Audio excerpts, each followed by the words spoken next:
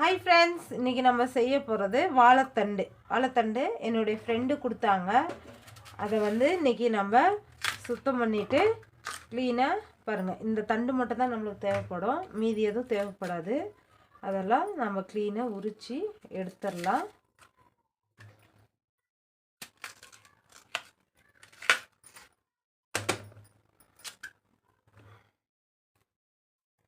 உரிச்சிட்டு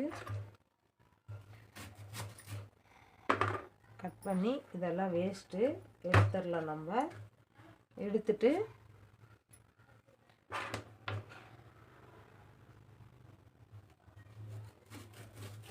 சில பேர் குழம்பு பண்ணுவாங்க, நான் பொரியல் பண்ணுறேன். பாருங்க, இப்படி கட் பண்ணுங்கன்னா இந்த மாதிரி நார் வரும். அந்த நார் நம்ம வாங்கிக்கலாம்.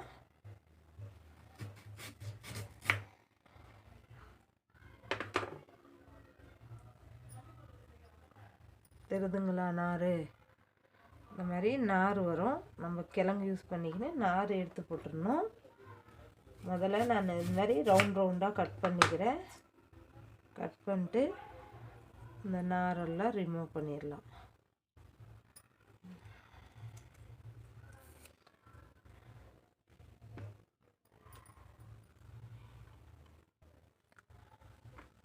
இப்படி கூட சில பேர் சுத்தம் பண்ணுவாங்க. தெரியுதுங்களா? நார் ஒவ்வொன்றா அது இல்லாமல் எல்லா மாதிரி கட் பண்ணிட்டு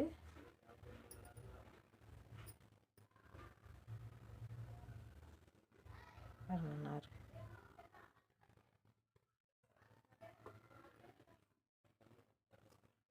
ஏன்னா இதில் முக்கியமானதே நம்ம நார் எடுக்கிறது தான். அதனால தான் நான் திரும்ப திரும்ப இவ்வளோ நேரம் காமிக்கிறேன். இந்த மாதிரி நார் எடுத்துகிட்டு நம்ம வேணுன்ற சைஸு கட் பண்ணிக்கலாம். பாருங்க, நார் தெரியுதுங்களா? இந்த நாரை தான் நம்ம வாங்க போகிறோம். நம்ம ரவுண்டாக கட் பண்ணதை ஒன்று மேலே ஒன்று ஜோடிச்சிக்கிட்டு சிறுவனையாக கட் பண்ணுறதை கட் பண்ணிக்கலாம். பாருங்கள், இந்த மாதிரி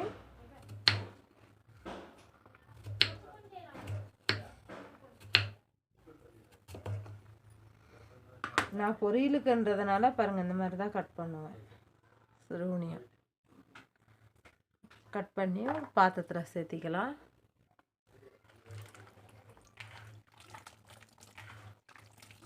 நல்லா சுத்தமாக கழுவிக்கலாம் ஃப்ரெண்ட்ஸ்.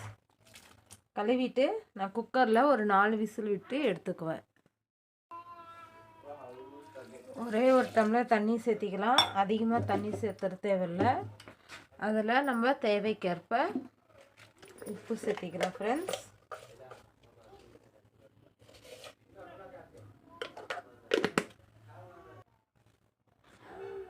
மஞ்சள் ரெண்டும் சேர்த்திட்டு நல்லா குக்கரை மூடி ஒரு 4 விசில் விட்டு எடுத்துக்கலாம்.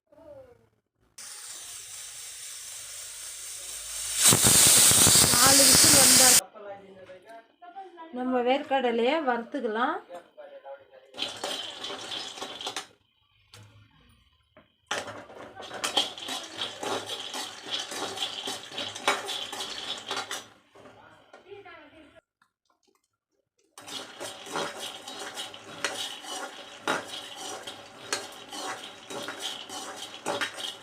கடலைக்கொட்டையை நல்லா வறுத்து எடுத்துக்கலாம்.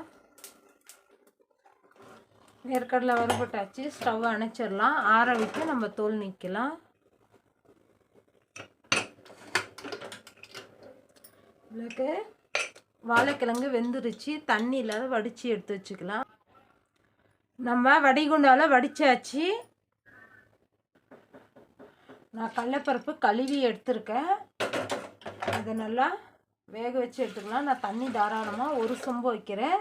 ஏன்னா பருப்பு தண்ணியில் நான் ரசம் வைக்கலாம். இன்றைக்கி நம்ம சமையல் வாழைத்தண்டு பொரியல், ரசம். குக்கர் மூடி போட்டு நல்லா பருப்பை ஒரு 4 விசில் விட்டு வேக வச்சு எடுத்துக்கலாம் ஃப்ரெண்ட்ஸ். கொட்டை இருந்தால் நீங்கள் ஏதாவது உங்களுக்கு கொட்டை விருப்பம் இருந்தால் கொட்டை கூட சேர்த்திக்கோங்க. நான் கடலைப்பருப்பு தான் சேர்த்திருக்கிறேன். வேர்க்கடலையை வறுத்தாச்சு. அதை நம்ம மிக்ஸி ஜாரில் தேவைக்கேற்ப சேர்த்திக்கலாம். சீரகம் கொஞ்சமாக சேர்த்துட்டு நல்லா கொரப்பாக தூள் பண்ணிக்கலாம். பாருங்கள், நான் இந்த அளவுக்கு சேர்த்துக்கிறேன். Sorry for the disturbance. கொரப்பாக நம்ம அரைச்சாச்சு. இதை ஒரு பவுலில் ஷிஃப்ட் பண்ணிக்கலாம். பருப்பு வெந்துருச்சு, ஆஃப் பண்ணிடலாம். ஆஃப் பண்ணிட்டு தண்ணி வடித்து பருப்பு தனியாக எடுத்துக்கலாம். பருப்பு வடித்தாச்சு. பருப்பு தண்ணி தனியாக எடுத்துக்கணும். வாழைத்தண்டை நம்ம தாளிச்சிடலாம். தாளிப்புக்கு எண்ணெய் சேர்த்தியாச்சு. எண்ணெய் நல்லா சூடான உடனே கடுகு சேர்த்திக்கலாம். கடுகு நல்லா பொரியட்டும். கருவேப்பிலை சேர்த்துக்கலாம். கட் பண்ணி வச்சுருக்கிற வெங்காயம்,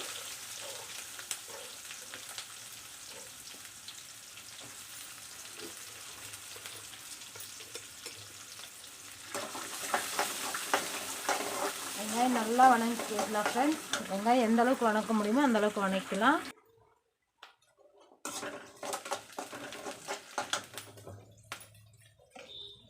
வெங்காயம் வணங்கும் போது கொஞ்சமாக வெங்காயத்தில் உப்பு சேர்த்திக்கலாம். சாப்பிட்றதுக்கு பொரியல் நல்லாயிருக்கும்.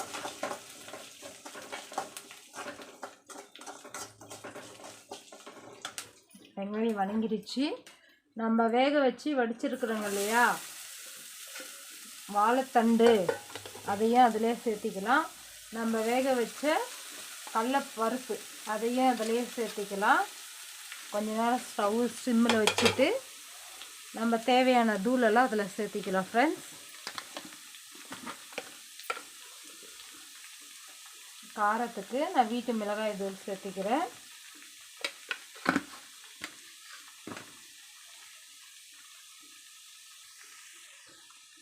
வேர்க்கடலை சீரகம் வறுத்து தூள் பண்ணது அதையும் அதிலே சேர்த்திக்கலாம்.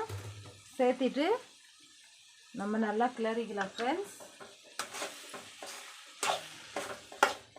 வாழைத்தண்டு கிட்னியில் கல் இருக்கிறவங்களுக்கு, கர்ப்பப்பையில் ப்ராப்ளம் இருக்கிறவங்களுக்கு எல்லாருக்குமே ரொம்ப ரொம்ப நல்லது. அதுவும் இந்த மாதிரி நல்லா கடலக்கொட்டை தூள், நல்லா கடலைப்பருப்பு நல்லா டேஸ்ட்டாக செஞ்சு கொடுத்தீங்கன்னா சாப்பிடாதவங்க கூட நல்லா விரும்பி சாப்பிடுவாங்க. ரொம்ப ஆரோக்கியமானது. இதெல்லாம் கிடைக்கிறதில்ல பெரும்பாலுமாக. சிலர் வாங்கணும்னு நினச்சாங்கன்னா கூட சில ஏரியாவிலலாம் கிடைக்கிறதில்ல. எனக்கு கிடைச்சிச்சு. எனக்கு ஃப்ரெண்டு தான் கொடுத்தாங்க, நான் போய் வாங்கிட்டு வரல. பட் எனக்கு கிடைச்சதை நான் பொரியல் பண்ணுறேன். ஃபைனல் டச்சு கொத்தமல்லி தழை தூவிடலாம்.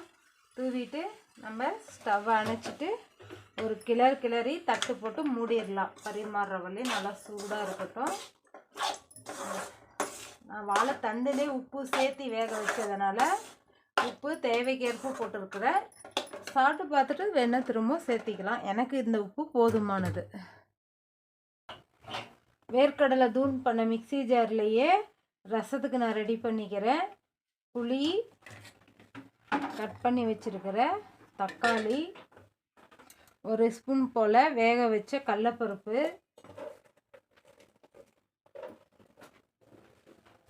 பூண்டு, நல்லா பூண்டு தாராளமாக சேர்த்திக்கலாம். நான் பெரிய பூண்டை ஒரு பூண்டு சேர்த்திக்கினேன். ஒரு ஸ்பூன் சீரகம்,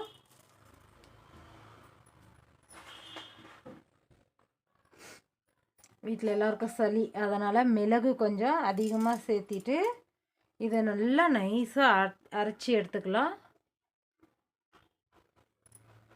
கொஞ்சமாக தண்ணி ஊற்றி ஒரு அடி அடிச்சிடலாம். ஏன்னா கெட்டியாக இருந்தால் ஊற்றுறதுக்கு சிரமமாக இருக்கும். அரைச்சாச்சு. தாளிப்பு பாத்திரலாம். பாத்திரம் வச்சுக்கலாம் அடுப்பில். பாத்திரம் நல்லா சூடு ஏறின உடனே எண்ணெய் சேர்த்திக்கலாம். எண்ணெய் சேர்த்தின பிறகு கடுகு,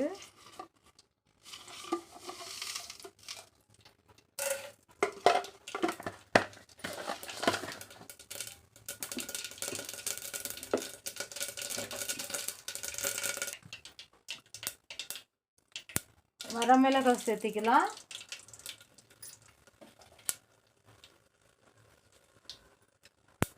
கருவேப்பிலை, கட்டி பெருங்காயம் தான், நீங்கள் கட்டி பெருங்காயம் சேர்த்திக்கோங்க. எங்கிட்ட தூள் பெருங்காயம் தான் இருக்குது. தூள் பெருங்காயம் சேர்த்திக்கிறேன் நான். பெருங்காயம் சேர்த்துனோடனே மஞ்சள் சேர்த்துனோடனே நம்ம ஆட்டி வச்சுருக்கிற மசாலா அதையும் அதிலே சேர்த்திடலாம். வேக வச்ச பருப்பு தண்ணி அதையும் இதிலே சேர்த்திட்டு தேவைக்கேற்ப தண்ணி சேர்த்திக்கலாம் ஃப்ரெண்ட்ஸ். தண்ணியை நான் சேர்த்திட்டேன்.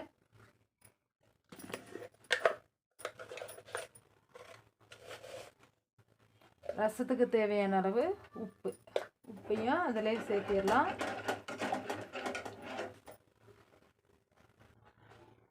நல்லா வீடே மணக்க ரசம் ரெடி ஆகுது. நல்லா ஒரு கொதி வரட்டும்.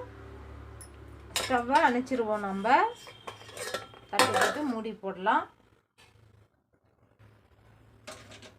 கொதி வந்துடுச்சு. ஸ்டவ் ஸ்லோ பண்ணிட்டு கொத்தமல்லி தழை நல்லா வாசனைக்கு தூவிட்டு திரும்ப மூடி போட்டு அணைச்சிடலாம். ரசமும் ரெடி ஆயிடுச்சு. நல்லா சூடாக வாழைத்தண்டு பொரியல் ரெடி ஆயிடுச்சு. கடலப்பருப்பு வாழைத்தண்டு போட்டு பருப்பு தண்ணியில் நல்லா மிளகு ரசம் வச்சாச்சு. தொட்டுக்கிறதுக்கு ரைஸும் செஞ்சாச்சு.